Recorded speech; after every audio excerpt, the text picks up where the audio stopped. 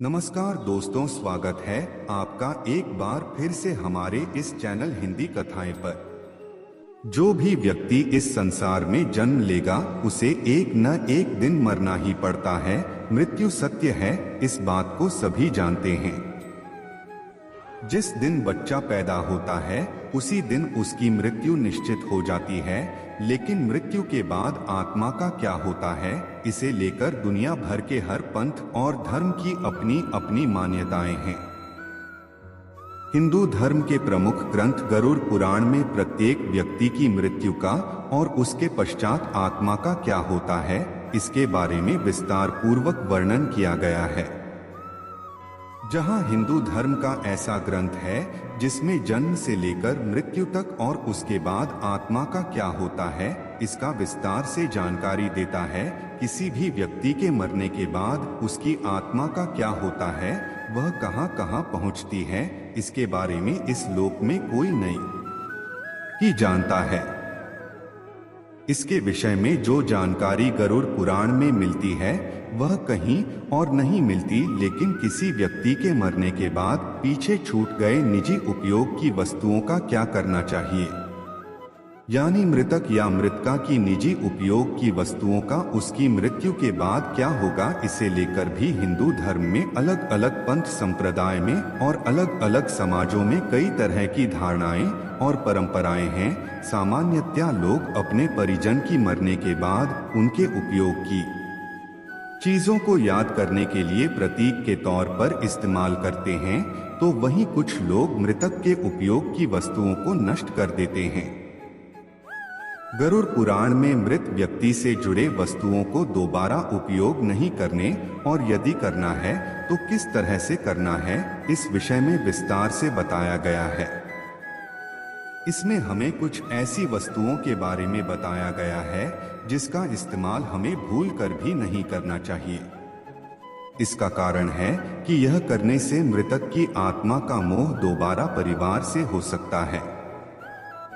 हमें मृतक की आत्मा को बंधन से मुक्त कर उसे यमलोक जाने देना चाहिए, ना कि इस लोक में बंधन में बांधे रखना चाहिए। प्रणाम मित्रों, यदि आपको यह जानकारी पसंद आए तो इसे लाइक, शेयर और सब्सक्राइब अवश्य कर लीजिएगा और कमेंट बॉक्स में जय श्री कृष्ण अवश्य लिखें। आइए जानते हैं कि मृत व्यक्ति की किन 3 वस्तु का उपयोग हमें नहीं करना चाहिए।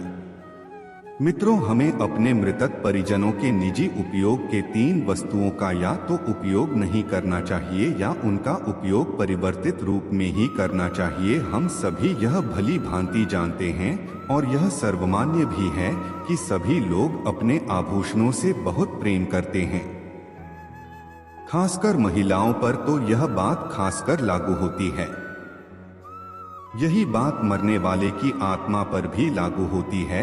गरुड़ पुराण कहता है कि जिसकी मृत्यु हो जाती हो उसके आभूषणों का उपयोग नहीं करना चाहिए।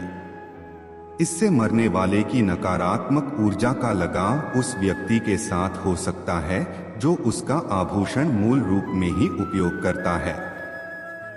इन सब से बचने के लिए आपको उन गहनों को बदलकर नए आभूषण ले लेना चाहिए या गहनों को आप नए तरीके से बनवाकर इस्तेमाल कर सकते हैं, लेकिन उसी अवस्था में गहनों को पहनने से बचना चाहिए।